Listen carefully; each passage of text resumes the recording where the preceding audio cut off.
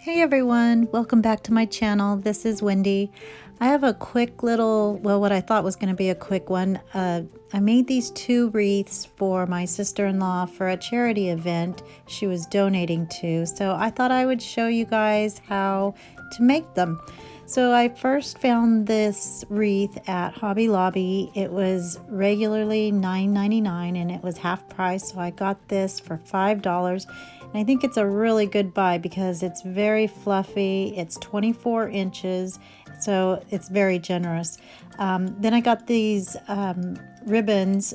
They're coordinating, also from Hobby Lobby, regular $9.99, and those were also 50% off. Everything in the Christmas shop is 50% off.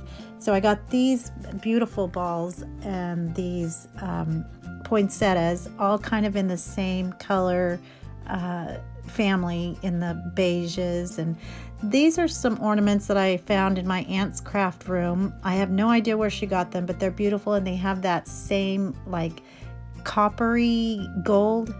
So I just used some wire scissors, some wire cutters, my glue gun, and I'm going to start with the bows on both of these projects.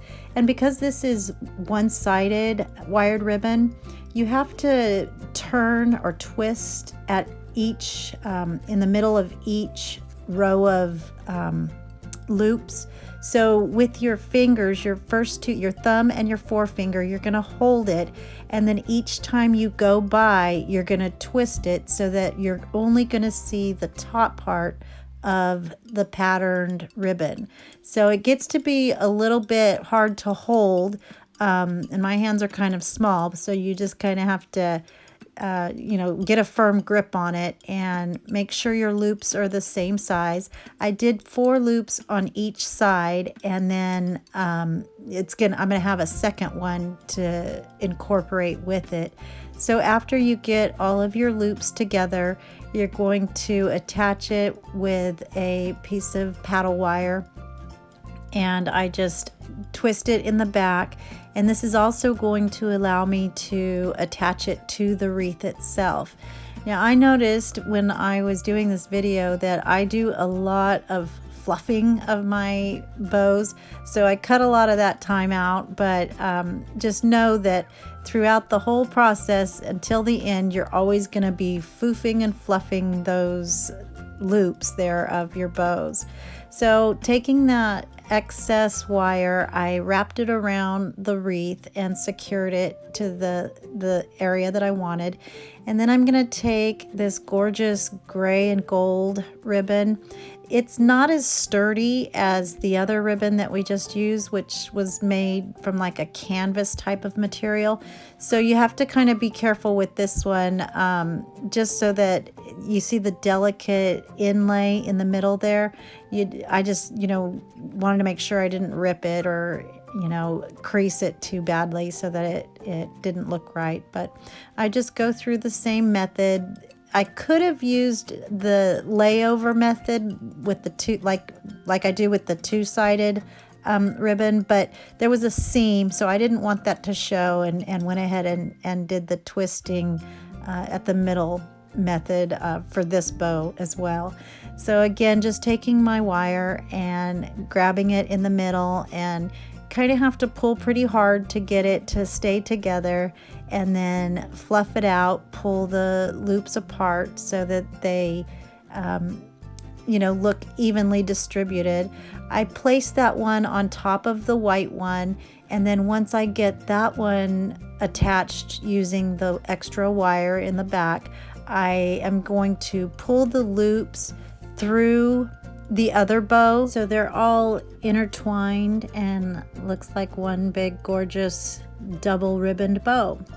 So after I get this all fluffed up, I'm going to take my tails and pull them to the side and give them both a little dovetail cut, cutting up diagonally. And in the middle, there will be the little flap that we started with that I'm reaching for here. And you just want to roll that over so you can't see it. Usually the loops will just kind of cover and camouflage that. So now I'm placing the ornaments, or I don't even know what these are, but these glittery balls in clusters of 3. I'm just kind of laying it out to see how I want it to go before I do any gluing or permanently attaching them. So once I get the flowers spread out, and I want to also get the greenery fluffed up. During Christmas, we kind of make it a joke around here that half of our time decorating is actually spent fluffing up greenery on Christmas trees, wreaths, but after being in storage, they need a little love and need to get, perked back up. So I am going to be placing the bow. As you see it, it's going to be kind of at a diagonal angle, so it's not going to be right in the top middle like some of them are, but in this case, this is going to be off to the side. So now I'm ready to commit with the larger items, and you always want to put the larger pieces on first. That's why I always start with the bow, because that's going to be the largest piece. So now I'm just using my glue gun to adhere these items to the wreath. And because there's so much greenery on these particular wreaths, there's a lot to grab onto. So it makes it a lot easier when you're placing the items, and they stay very secure. Lots of things to glue them to. So I put one poinsettia towards the front under the bow, one on the right, and then one on the left. I'm not sure if you can tell in the video with the colors, but there's 2 of the same color poinsettias and then one a different shade. So now I'm going to take these balls and stick them through the wreath itself, and it has the wire form under there. So with the long stems, the wire stems that these are attached to, I take those and wrap it around the wire form of the wreath, and then I'll take some of the greenery to get it fuller within those pieces, and you can just manipulate it to stay in place by using the greenery as well as what your pieces are attached to, so the wire sticks of your stems. So these little silver sprigs I got from Dollar Tree, and I thought they were perfect to add the silver with the gold, just to give it a little contrast in different colors, so it's not all just one color. And I pointed those outward, so it looks like they're kind of draped in the way the circular shape of this garland is kind of going at the top. So starting from the bow, everything to the right is going to point down towards the right, and then everything to the left will go toward the left. Does that make sense? Anyway, I am liking where these are placed, and I have them distributed evenly, and I think it looks centered and balanced. And so I go ahead and commit with the glue and stick them in there. And as you can see, I mean, I'm just literally sticking them in there after I glue it, and they attach very easily.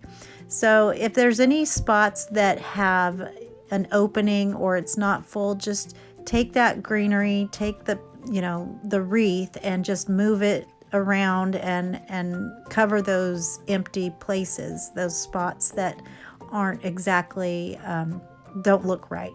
Now on the third set of sparkly balls, I cut those apart and put 2 of them in the middle of that bow, and I just hot glue them. One of the sticks was a little too short, so I switched it out with the other one and just tucked it in there and made sure that it was secure. And I went ahead and glued these because it's going to be on the ribbon fabric, so those I don't want moving. Now I have to figure out where I want these ornaments, and I love these. They're so pretty and sparkly. And again, I'm just using the greenery from the wreath to intertwine between the little starburst ornaments, and the whole wreath, when you think about it, is just a big pile of wires. So instead of taking a separate piece of wire, I just use the greenery on there to attach it, and it stays perfectly in place. So here's how it's looking. I think it turned out really well, and it's very, I feel like it's got that glam look to it.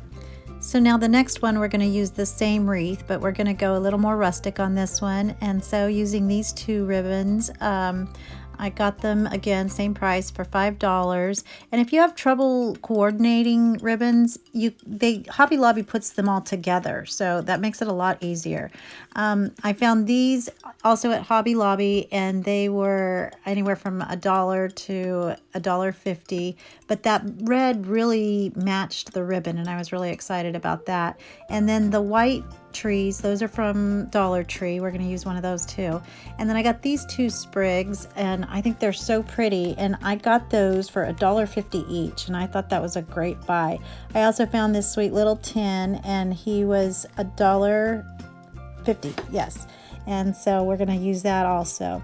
So now this one, because this is two-sided ribbon, we can do the rollover method. So I just took the ribbon and laid it on top of each other, and it's going to have 4 loops again on this. Normally I use 3, but I wanted a nice big bow, and so this doesn't have a wire edging, so you have to kind of be careful, and you don't want to push down or crease the edges of the ribbon, because then it won't be full and pretty like it should be. So anyway, we just do the same thing and pull the little loops apart and get them where you want them. Again, because it didn't have the wire edging, it wasn't as full or perky as it would normally be with the wire. So, but that's okay, because we have this one, and so I'm going to do the same thing. This one is single-sided, so we had to do the twist method again. It was a little bit thinner than that other one from the previous wreath, but so it was a little easier to manage and hold in my fingers.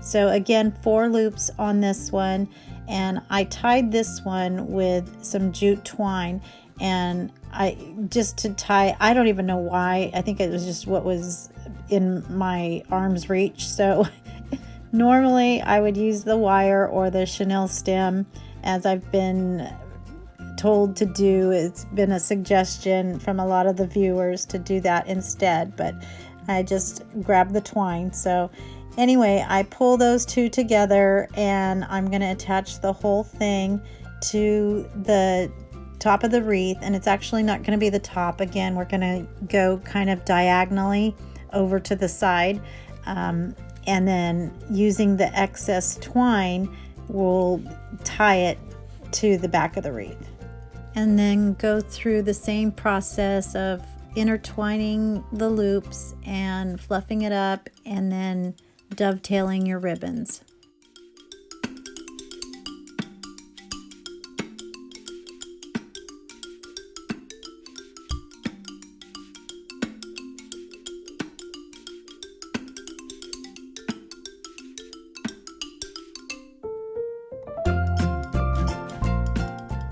Now I'm going to take those white sprigs and tuck those in under the big bow, and using the end of the stem, I'm feeding it through the wreath form and attaching it and making sure that it stays in place and it's not going anywhere.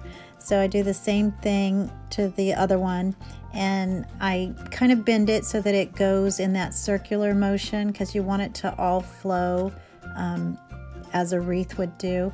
So I dovetailed all of the ends, and then I'm gonna start playing with the placement of the trees, and I decided to use all 3 trees, or 3 different colors, and I just took off the bottom of the Dollar Tree tree and placed him with the others. I intertwined it so you couldn't see the bottoms of them, and then I'm gonna hot glue the trees together, and then so there will be a little again, trio of trees.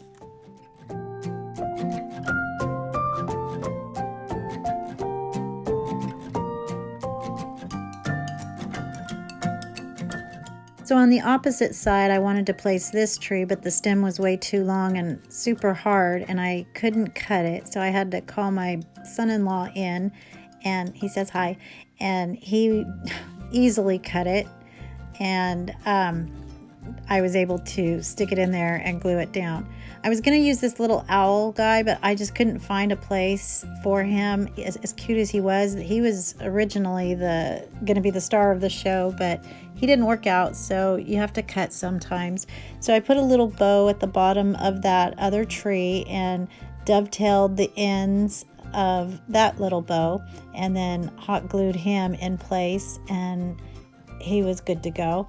And then I cinched the little tails in one spot, and then wrapped some of the greenery around it to camouflage the wire that was around it.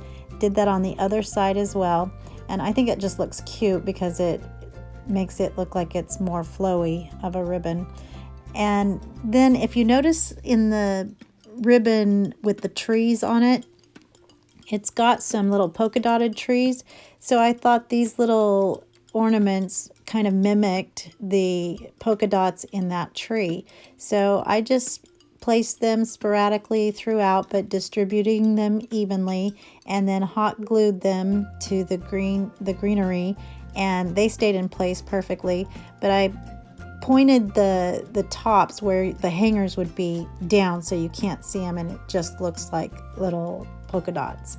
And I also placed the little metal Merry Christmas sign in the middle using some wire, and attached that to the wreath form in the back. And I think it turned out really cute. It's really rustic, and it's so pretty with the beautiful colors in that deep red and the whites and grays, and it was for a really good cause. So I was really happy to do this and wanted it to look good for that charity.